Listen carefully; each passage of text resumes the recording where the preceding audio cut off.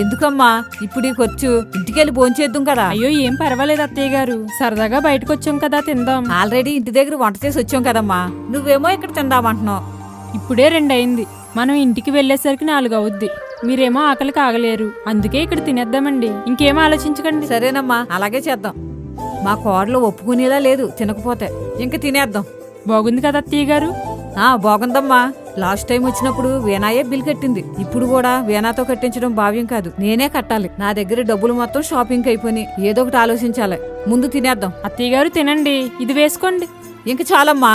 మీరు అలానే అంటారు, తినండి. సరేనమ్మా, తింటాను. అత్తయ్య గారు మీరు తింటూ ఉండండి, నేను హ్యాండ్ వాష్ చేసుకుని వస్తాను. అలాగేనమ్మా. Madam bill.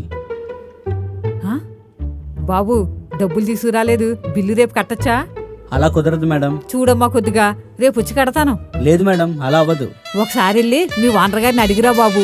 ఇది 2000 రూపాయల బ్యాగ్, రేపు డబ్బులు కట్టి తీసుకుంటాను. అలా ఒప్పుకోరు మేడం. అవునా? సరేలే. సరేనమ్మా, 10 నిమిషాల తర్వాత రా. అలాగే మేడం. తినేసారా అండి? వేనా, ఒకసారి మీ మామయ్య గారు ఫోన్ చేసి ఇలాగ ఇవ్వమ్మా. ఇదిగో అత్తయ్య గారు.